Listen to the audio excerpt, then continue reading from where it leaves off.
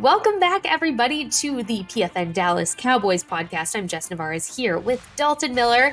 Dalton, happy post-bye week. I hope you spent it with the wife and y'all got to spend some quality time together, maybe? No, I cover the entire league. I'm not over here covering a single team. I don't get a bye week. No, I'm kidding. I do get a bye week. I made sure that I got a bye week because we have beat writers who get a built-in bye week. So the wife and I are going to be going on a baby moon, which is like a honeymoon, but before a baby. You know, honeymoons are after a wedding and everything. This is before the baby, So it's a little bit weird that they call it a baby moon. But anyways, we're doing that next weekend, so we're going to go and just kind of get off the grid for a couple of days. It's going to be nice to relax before my life turns upside down. You know what? Y'all deserve that baby moon. You take it and you unplug because absolutely you both deserve it. And life's going to get a little crazy. Team no sleep for Dalton and his wife later on. But yeah, the bye week was slow and it was much needed. I think I mentally needed to recharge, so it was nice to be able to do that. And I finally, Dalton, I can officially say I'm a Texan now because I went to the Texas State Fair and I've never done that before. Is this the first time you've been?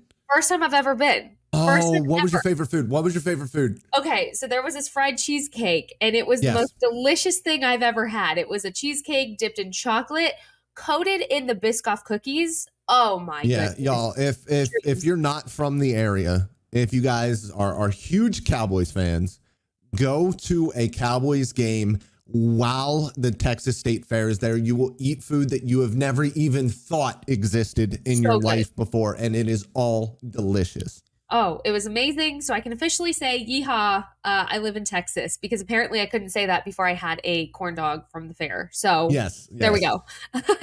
There's that. All right. Well, with the bye week happening, it's been a bit of a slow news week for the Cowboys, which is good news. I think in this case, no news is very good news. Always good news, especially during the bye week. Guys go home. Guys, especially in Frisco, you tend to get in trouble. Look. No. Quiet week off. That's what we need. No, and that's exactly what happened. There was nothing that really went on. Guys got a much needed break, I think, as far as injuries are concerned. Guys got time to rest up, kind of heal, because you're in that point of the season where everybody's playing a little dinged up, right? And so the longer the season progresses. Oh my goodness. Hello. Hi. Progressive. I can talk. I swear I can talk. It's Monday. We record these on Mondays now, so you have a little bit of a Monday in me. But as the week goes on, or the season rather, you get from a little banged up to very banged up. And so this bye week comes at a very good time for the Cowboys, as the second half of their schedule is not getting any easier for them, Dalton. So good news there. As far as injury news, I don't really have any. There was really nothing that came out during the bye week. We'll get into a little bit more of what we saw with Leighton being out and CJ Goodwin, all of that, since last time I was on here, we didn't really get to discuss that much. But first, we'd be doing a disservice to the people if we didn't start with your hot or not take bye week edition here on the PFN Dallas Cowboys Podcast. Dalton Miller, what do you have for us this week? Yeah, so I hope everybody else got to watch a good amount of football that was not the Dallas Cowboys this week, because if you did, you will see that the NFL is just kind of bad. It's bad. There are 8 to maybe, on a good day, on their best day, 10 teams in this league that are actually good. If you look at it, if you look at an NFL power ranking right now, you will see teams like the Atlanta Falcons being the 14th or 15th best team in the NFL. That's how bad it is, ladies and gentlemen. The Houston Texans are the 15th best team in the NFL. The Pittsburgh Steelers, who I thought were going to be bad this year, and I always think that they're going to be bad and then they overachieve, are 13th. The Cincinnati Bengals are 3-3 and they are at number 11. The Bills absolutely disappeared against the New England Patriots, one of the worst teams in the NFL, and they're at 10. The Cleveland Browns don't even have a quarterback, and they're at 9. Like, this is how bad the NFL is right now. And so when you look at the Dallas Cowboys, you can confidently say that they are a top 5 to 7 team in the NFL, even with their flaws. And that's not a bad thing. Yeah, I was having this discussion with my neighbor the other day when we were talking about kind of where the Cowboys fall in the rankings. And we do the power rankings here at PFN every week. And so that kind of keeps your wheels turning of who lands where. And so I was very confident in saying, look, the Cowboys are higher up than people want to put them, despite their really bad losses being exactly that, really bad. The Cowboys are better than people think, and they're a well put together team with powerful weapons that I think ultimately what it comes down to just aren't utilized enough sometimes, and that could be one of their downfalls as well. But no, I agree. I think when you're doing a power rankings and you actually sit there and you see things for what they are, Cowboys have to be at least top five. I mean, maybe there's a couple weeks in the power rankings that they don't land there, but to say they're anything less than a top 10 team, absolutely atrocious and ridiculous. So I'm right there. Yeah, it's just you cannot justify it. You cannot just and it's a lot like when you look at the rankings, like quarterback rankings or stuff like that, and you say, Dak Prescott's not a top 10 quarterback. Name 10 quarterbacks who are better than Dak Prescott. It's really difficult to do because there aren't as many guys who are established great quarterbacks as you think that there are. And not only that, but I think when people think Dak Prescott, they don't remember how tenured he actually is as a quarterback. He's your longest standing quarterback in the NFC right now because, of course, with the same team within the same amount of time. You look at Aaron Rodgers, I mean, given he's not playing, obviously. That's in the NFL. Not just the NFC. That's in the entire NFL. The longest tenured on the same team as well. Yeah. There you go. So, me personally, I forget that Dak Prescott's at that point in his career. And this is year 7, right? Year 7 for Dak Prescott, right? For year 8? 7? 2016, 2017, 2018, 2019, 2020, 2021, 2022, 2023. It is 8. It is 8. It is 8. Okay. I get points. I get bonus points for all the Cowboys fans today. No, but that's my point is you almost take for granted how long he's been doing it because he's at that point in his career where you forget he's that tenured in it. And so, I think that's a great point that you make. And the Cowboys so far within the last 6 weeks have obviously showed their hand with their flaws, but that doesn't make them a bad team overall. I have a new hot or not take that I just thought of right here. I didn't have a great one coming in here. So we have 2, but we get a bonus hot or not here. Woo, love that. And it's going back to the lack of motion and things of that nature. I think that if you want to be mad about the offense, I think that you also have to be mad at Dak Prescott. And I say that because at the end of the day, he is an 8-year vet and he signed off on this offense. And no matter how you scratch that itch, it's not a good modern offense. It is not the best way to stress a defense right now. I think in general, too, when you go back and, during the bye week, I was just looking at everything that we've seen so far in the last 6 weeks. It's a compilation of things. So it's not solely just Dak, and that's not what Dalton's saying at all. It's not no. Dak, right? And we'll get into that discussion. It's a good segue for what we want to talk about today, too.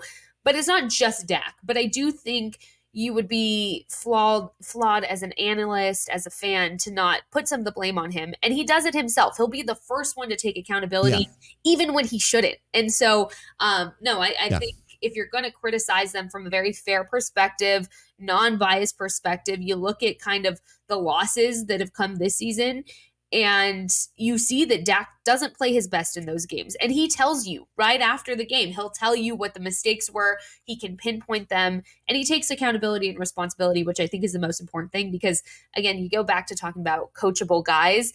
Dak's one of the most coachable people, not just in that locker room, I think across the league, because he wants to learn, he wants to grow. He's not above taking the criticism, but what I think is, the perfect segue for something else we wanted to talk about is how much criticism is too much criticism on Dak Prescott. Because, look, he wears the star on his helmet.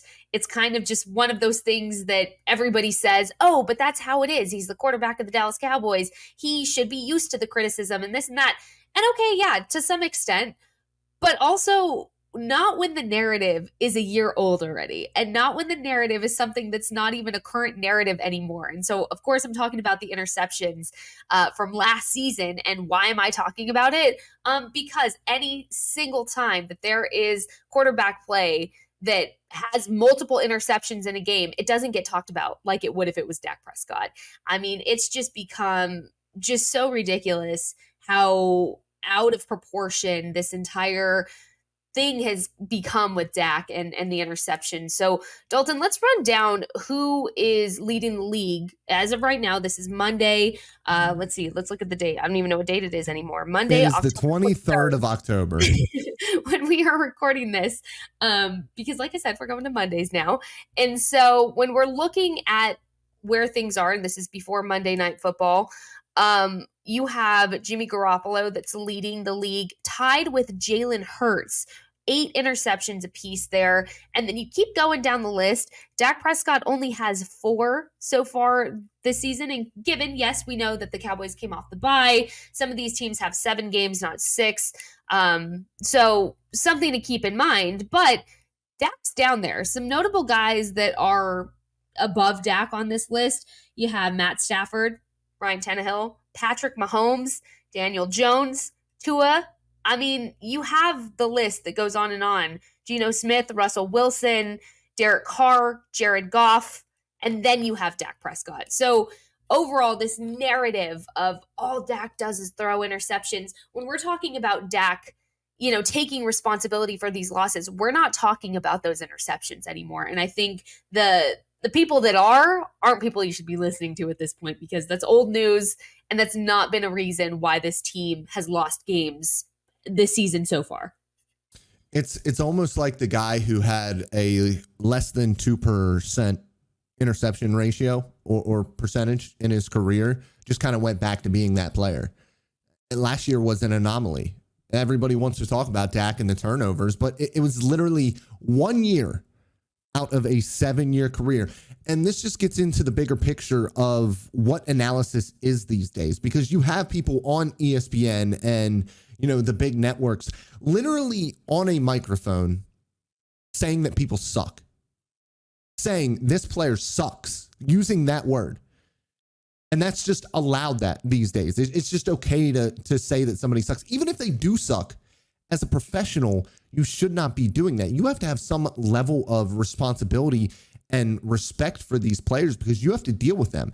And for me, it goes to the Steve Smith and Jerry Jeudy incident, where Steve Smith was trying to, even if he was trying to apologize to Jerry Jeudy on the field before the game for what he was saying, Jerry Jeudy responded to that exactly how I would have in that situation. Don't try to talk to me. Don't try to be my friend right now when you have my name in your mouth.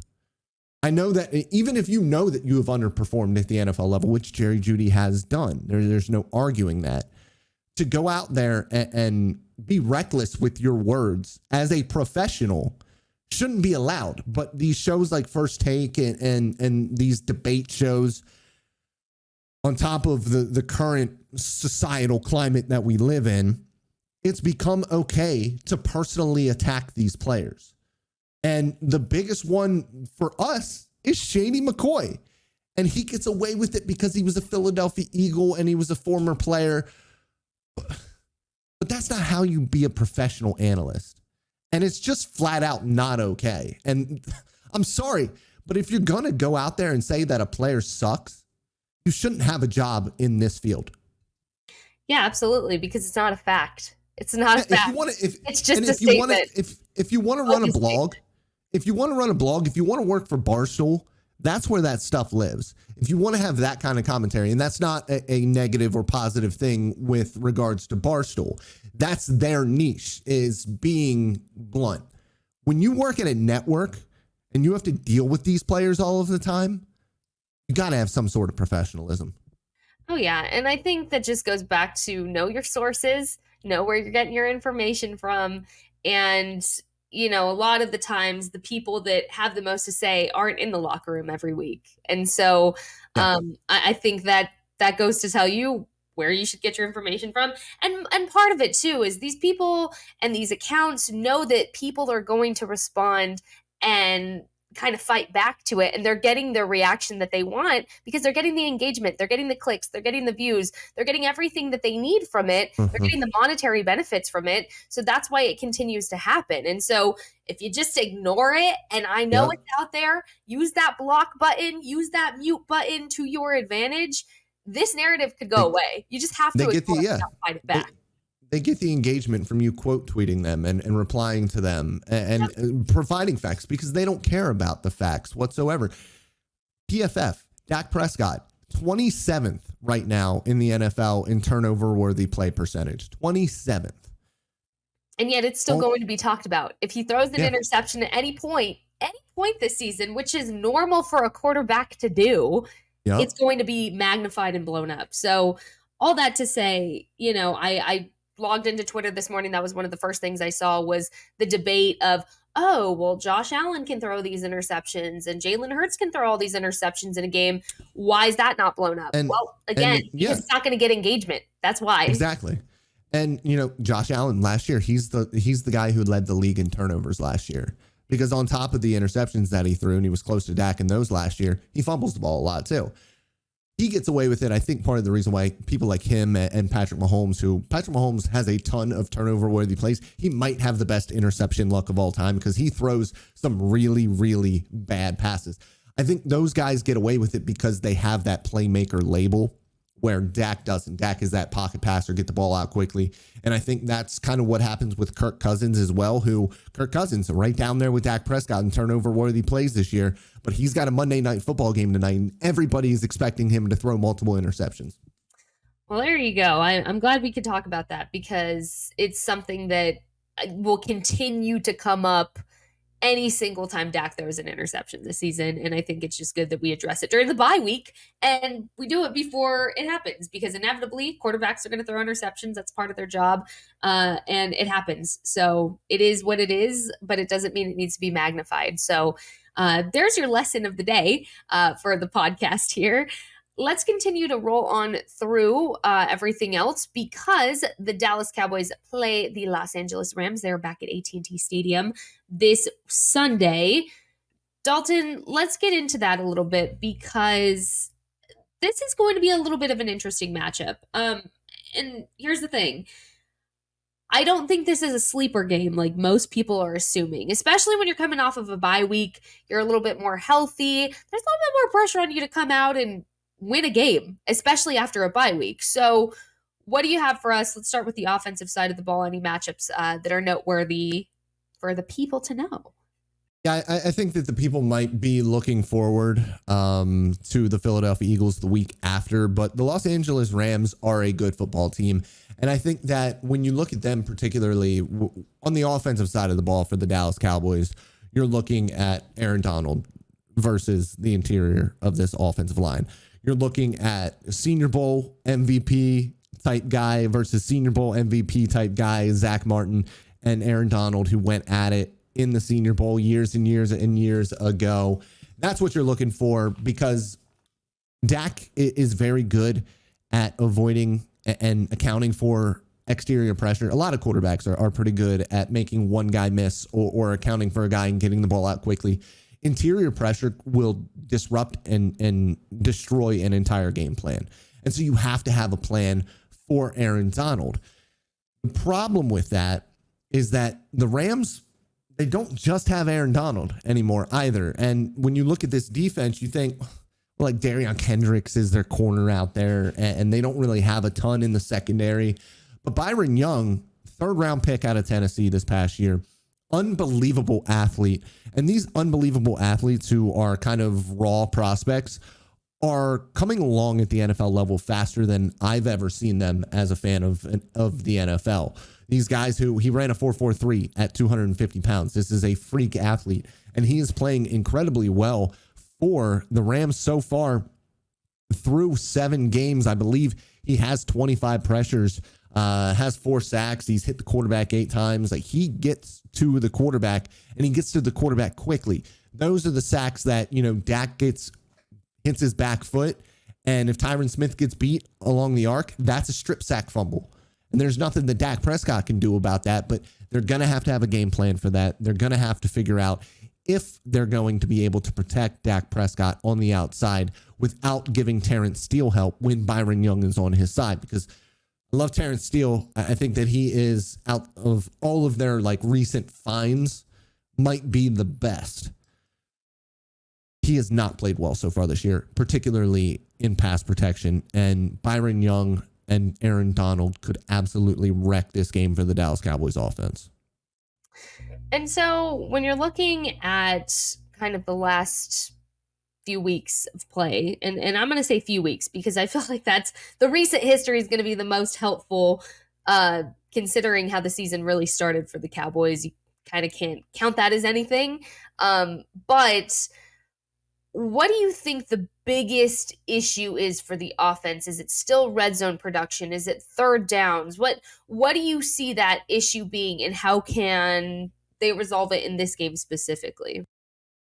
Yeah, it's just how static the offense is. I think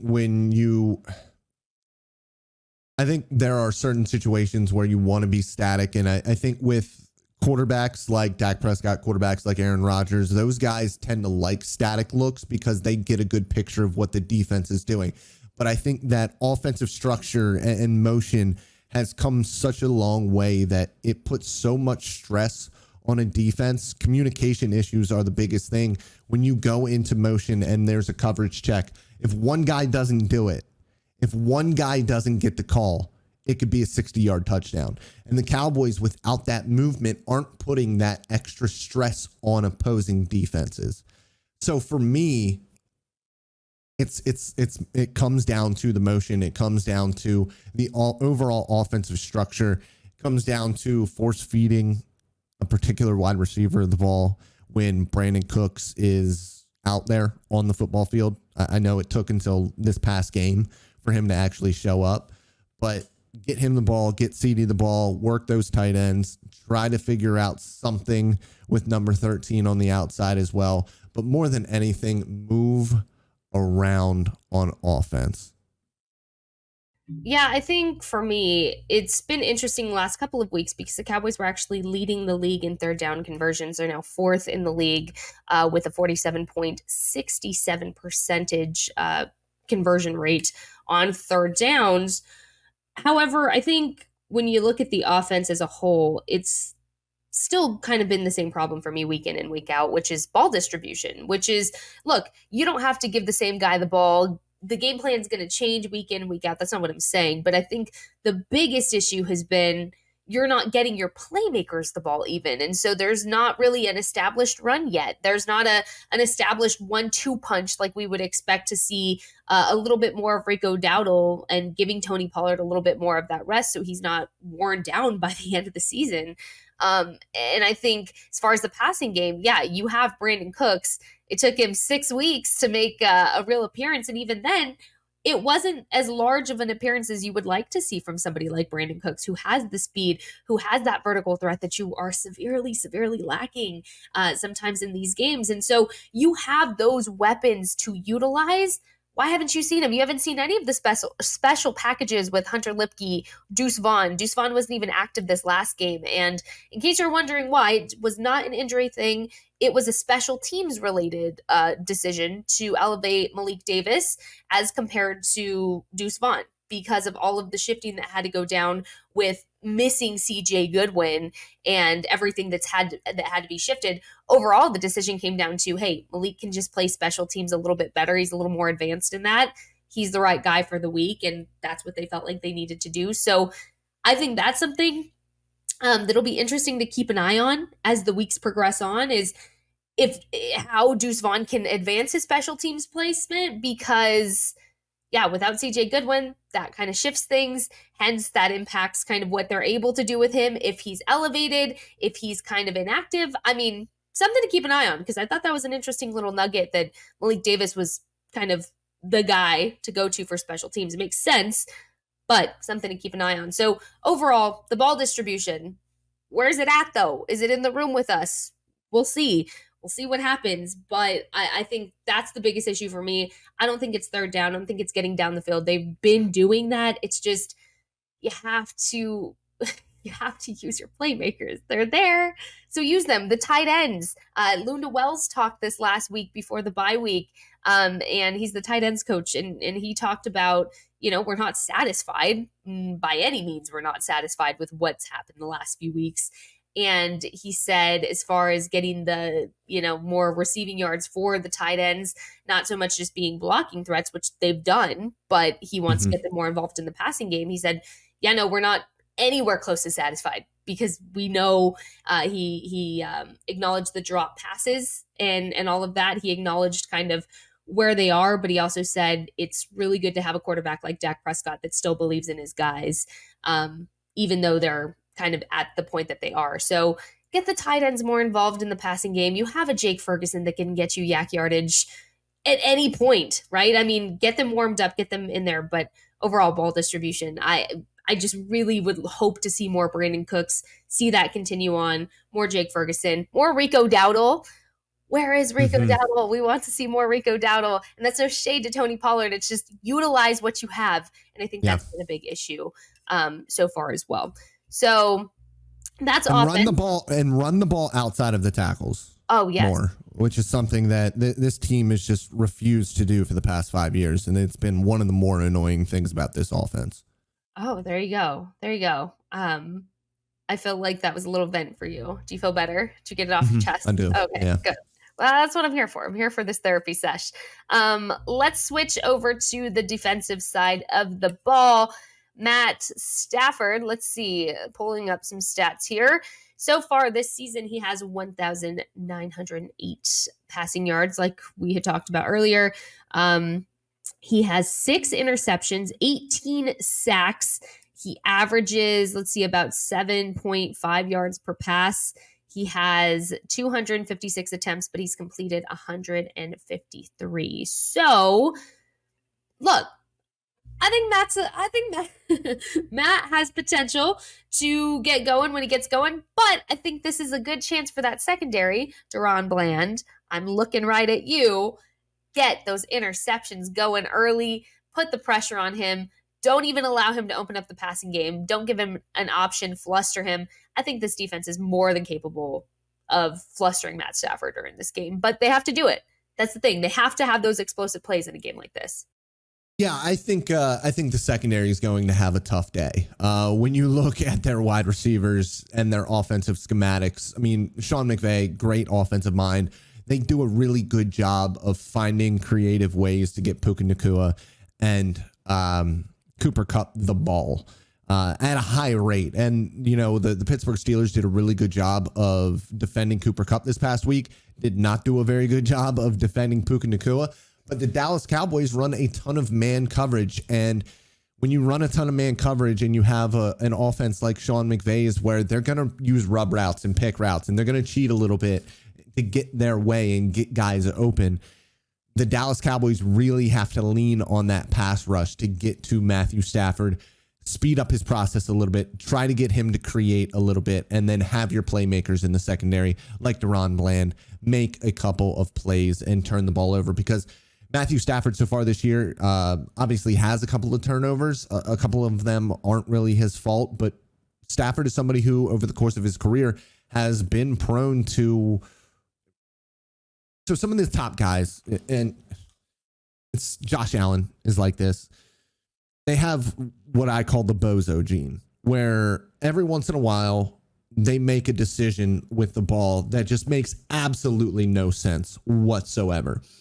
And Matthew Stafford did that this past week. TJ Watt, one of the best players in the world, he set him up for the interception, but he just completely lost TJ Watt in coverage and threw it right to him. And TJ Watt did a great job making a break on the ball. And he probably didn't think that he was making that break, because it's not a play that a normal linebacker or slot defender would make, because he wouldn't have broke on it. But because he has the freedom of not being that position, he went for it. And Stafford just never saw him. And there's times where he'll just lose a linebacker. He'll just lose a safety in coverage. He'll make a bad throw, a bad decision every once in a while. And I think if you can speed his process up with this defensive line, Osa, I'm looking at you. Micah Parsons, let's get 2 or 3 sacks this week. Micah, you got to try to catch up in this defensive player of the year conversation because TJ Watt and Myles Garrett are running away with it right now. Even though Micah Parsons, I believe, is at the top of the NFL in defensive pressures this year, or at least he was going into this week. I think that he has to get on the regular box score a little bit more often if he really wants a chance to win defensive player of the year because Garrett and Watt are having unbelievable seasons. Very good point there as well. Quietly, very quietly, the Rams can run the damn ball, which is something that they have not been able to do very well over the past couple of seasons. It was something that they did really well early in Sean McVay's tenure and haven't done well recently, but they are currently 5th in rushing EPA and they're 4th in rushing success rate, which is something I did not expect coming into this year with that offensive line. So that run defense going to be tested once again during this week. I also wanted to point out, because you mentioned Cooper Kupp and just how ridiculous Cooper Kupp is. Let's put this in perspective, okay? Right now on the team, he's ranked 3rd in rushing. In 3 games, this man, 3 games, has 28 targets, 17 receptions, 295 yards. He has the highest average yards per catch here on the team with 17.4. He has 1 touchdown. He ranks 3rd out of guys that have played all 7 games. He still ranks 3rd on the team for receiving yards because he's just that ridiculous, that much of a threat. And Cooper Kupp, just what can't the man do? What can't Cooper Kupp do? I would just love to know. I would just love to know. He's a coach's, I was going to say, no, I'm not going to say that. He's a coach's best friend. He's a coach's best friend is how I'll say it. He's somebody who we see it with Sean McVay coming across the formation as a sniffer and blocking defensive ends on play action passes. Like he won't even go out for routes. He gets 15 routes or 15 targets a game, and half of the time he's in there blocking a defensive end. Like he just does whatever he needs to do within the scope of the offense. And that also allows him to get a couple of easy targets and sneak around in the backfield a little bit and find his way open around the line of scrimmage. But it's just, he does everything. He does everything well. He's not an overly explosive guy, but he's incredibly fluid. He's really tough after the catch and creative after the catch as well. So the Cowboys definitely have their hands full with him. Absolutely. And something that I just realized, and I don't know how I just realized this now, we're talking a little bit of special teams. Brett Maher and his revenge game. Hello, Brett Maher. Brett Maher so far with the Rams missed the PAT this past week. I saw that against the Steelers. Missed the PAT. We're not even going to jinx anything. Okay. We're not even going to say anything about missing anything. We're not bringing that up. We're not even going there. Brett Maher's stats so far with the Rams. Let's see. He's played 7 games so far. He has a 73.9 field goal percentage. His longest so far this season has been a 54-yarder. I think we don't have to talk about Brandon Aubrey and how he's been. No, you shouldn't have even said his name. Well, look, here's the thing. We're talking special teams. I have to. I feel guilty because in another podcast, I don't like talking about kickers because I feel like it's a slippery slope. Well, it's a slippery slope. We start talking about them and then they Brett Maher themselves off the team. See, no, you're going to jinx it because watch, Brett Maher is going to have a fantastic game.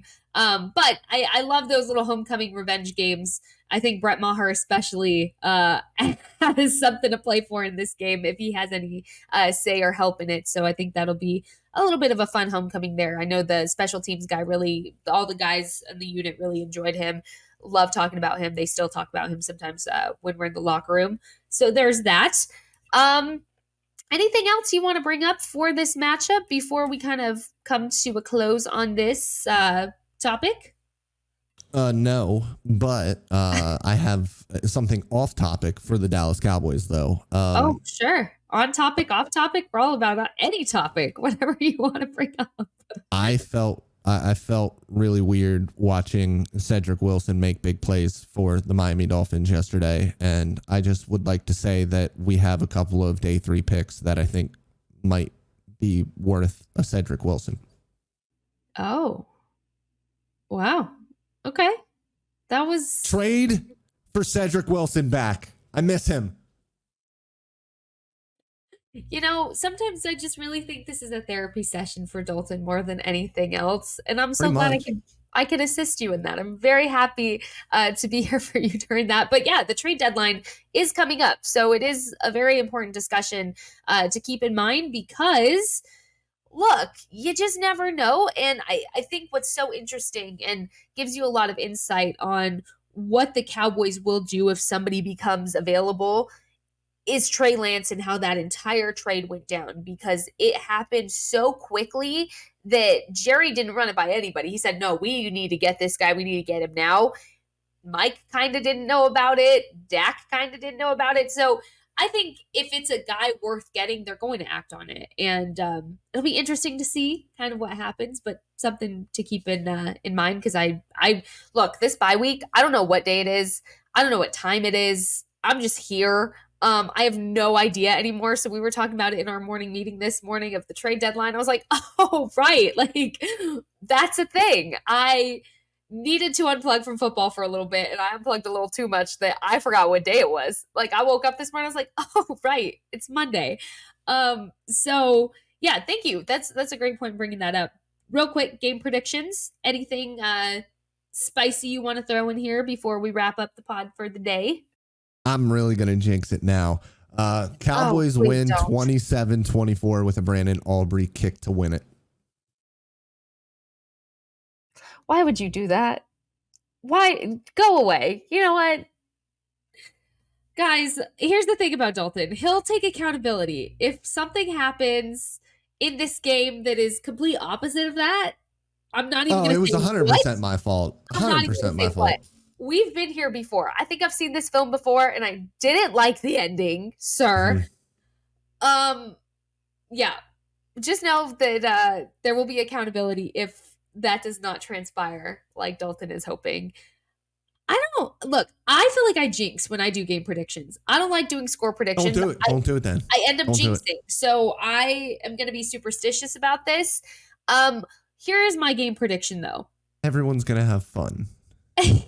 It's football. Yay. Yay, football. Somebody's going to win the game.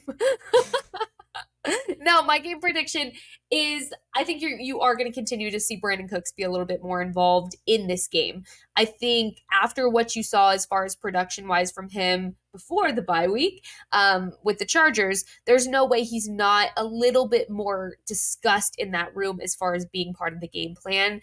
And I think you see a little bit more of him and a little bit more targets his way as compared to a little less targets Michael Gallup's way, which I hate to say because I love that Dak still has the trust in Michael Gallup to target him. I just think in this particular game, you rely a little bit more on Brandon Cooks. I think Michael Gallup is dealing with a little bit of a confidence issue right now. And here's the thing. You have Brandon Cooks next to you. How can you not? Brandon Cooks is Brandon Cooks. And this is a revenge. This is a revenge game for Brandon Cooks, and there's like a bunch of revenge games for Brandon Cooks because he's played for so many teams now. But it is a revenge game for him. Well, and I really liked this trade when it happened because I didn't realize how many times Brandon Cooks had been traded. And to me, when I look at that, I don't see it as a negative thing, right? I don't see it as a negative because he's dipped his toe in so many offensive systems. He's just so much smarter because of it. And even when you talk to him, you can understand his football knowledge is different because of it. And so I really appreciate that factor from Brandon Cook's game automatically. But something I wanted to mention too before we go, and while we're on the topic of all of this, it might be a hot take. Maybe I have a hot or not take this week. I don't know. But I'm not giving up on Michael Gallup at all. That's my hot or not take. I know a lot of people are quick to do that. I'm not giving up on Michael Gallup. I think what was interesting was last week on The Fan, Jerry Jones, obviously. What other Jerry would we be talking about? He was talking about how maybe as much as it's not admitted, maybe it's still lingering from the knee issue that he had. But overall, I don't think that's the case. I really don't. I don't think it's a lingering injury issue. I think it's a confidence issue. And I think a lot of guys had to kind of overcome the confidence issues that last season kind of stirred for them because everybody was confused. Nobody was on the same page. No one knew what was going on at all. When you look at what the offense was last season, Michael Gallup wasn't getting targeted. He was frustrated. He kind of had to rebuild and work with Dak this offseason, and he's put in that work. He has absolutely put in that work, and he wants to be targeted. He wants to be better. So for me, I'm not giving up on the guy yet. We're only 6 weeks in. I think people forget that. I think people forget you're going into week 7, and people are so quick to just be like, no, don't target him anymore. Look, does he need to be better? Yes, he does. However, you're 6 weeks in. That's very early on in the season to give up on a player that can make really good plays happen. They can be on the seams. They can make those jump ball catches just like Michael Gallup should and can. I think he's going to get back and he's going to rebound very quickly here in the next few weeks. So that's my soapbox, and I just wanted to throw that in there. Maybe that's my hot or not take. Maybe I have a hot or not take this week. You did. Look, you did have a hot or not take this week. People can disagree with me all they want. That's fine. That is fine with me. Can disagree. But tweet us about it. Let us know what you think about our hot or not takes. Who had a hotter take? Who had a notter take? Is that a thing? I think it's a hotter or a notter take. I like that. Hotter or notter? I think I just made a thing. Dalton, anything else before we wrap things up for the day? No, go be free. Oh, perfect. Where can the people find you on Twitter? Dalton B. Miller. And what do you want them to tweet you this week? Tweet me some gym stuff. All right. If you have videos of your lifts, something that you're particularly proud of, send me a video of it. I think that just gave me an ick. I'm so sorry. Love that for you. But yeah, tweet Dalton your gym stuff. Like, he'll be your hype man. We love that for you. We love a good hype man. I'm at Jess Nevarez _ on Twitter. You can tweet me anything Taylor Swift related as always. Good or not, let's fight. Let's argue. I'm well rested. I'm well recharged, and I'm ready to have some good Twitter conversations and arguments about Taylor Swift this week. All right, guys, thank you so much for listening. Next time we talk, it will be post Cowboys Rams. Have a great week. Stay safe this week. And if you're going to watch the game, stay safe. Have fun. We appreciate you so much. Go leave us all 5 stars with that rating. And until then, we'll see you next week. Bye.